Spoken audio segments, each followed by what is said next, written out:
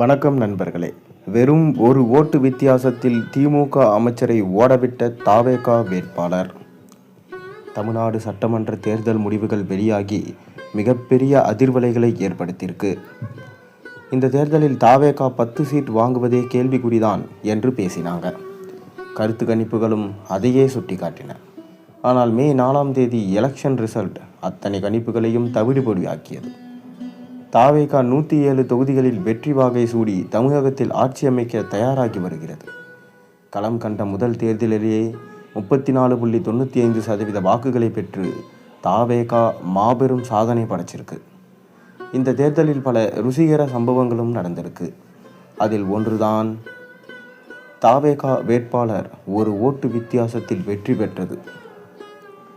தமிழக வெற்றி கழகம் சார்பில் சிவகங்கை மாவட்டம் திருப்பூர் தொகுதியில் போட்டியிட்ட சீனிவாச சேதுபதி தன்னை எதிர்த்து போட்டியிட்ட திமுக அமைச்சர் KR பெரிய கருப்பனை வெறும் ஒரு வாக்குகள் வித்தியாசத்தில் வீழ்த்தி வெற்றி வாகை சூடியிருக்கிறார். மொத்தம் 30 சுற்றுகளாக வாக்குப்பதிவு நடைபெற்றது. அதில் கடைசி சுற்று வரை இழுபறி நீடித்த நிலையில் இறுதி சுற்றில் வெறும் ஒரு ஓட்டு வித்தியாசத்தில் வென்று MLA ஆகியிருக்கிறார் தாவேகாவின் சீனிவாச சேதுபதி. திருப்பத்தூர் திமுக கோட்டையாக இருந்து வந்தது. அங்கு திமுக 8 முறை வெற்றி பெற்றிருந்தது. கடந்த 2006 முதல் தொடர்ந்து 4 முறை போட்டியிட்டு வெற்றி பெற்று வந்த பெரிய கருப்பனை இம்முறை தோற்கடித்துள்ளார் தாவேகா வேட்பாளர். தனது முதல் தேர்தலிலேயே வரலாற்று வெற்றியை பதிவு செய்துள்ள தாவேகா தலைவர் விஜய் பெரம்பூர் தொகுதியில் 53,715 வாக்குகள் வித்தியாசத்தில் அபார வெற்றி பெற்றிருக்கிறார். திருச்சி தொகுதியிலும் அவர் தொடர்ந்து முன்னிலையில் இருந்தார்.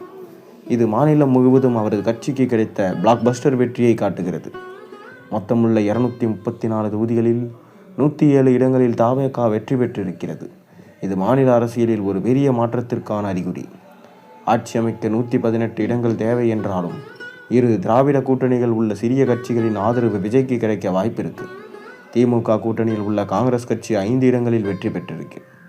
திமுகவுக்கு பெரும் பின்னடைவாக முதலமைச்சர் மு க ஸ்டாலின் தனது கோட்டையான கொளத்தூர் தொகுதியில் தாவேகாவின் VS பாபுவிடம் தோல்வியடைந்திருந்தார்.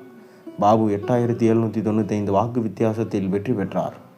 நடிகர்களால் அரசியலில் ஜெயிக்க முடியாது என்ற பரவலான கருத்தையும் இந்த தேர்தல் முடிவுகள் உடைத்தெறிந்திருக்கு. NT ராமாராவ், MG ராமச்சந்திரன் மற்றும் ஜெயலலிதா போன்ற புகழ்பெற்ற நட்சத்திர தலைவர்கள் வரிசையில் விஜயும் தற்போது இணைந்திருக்கிறார்.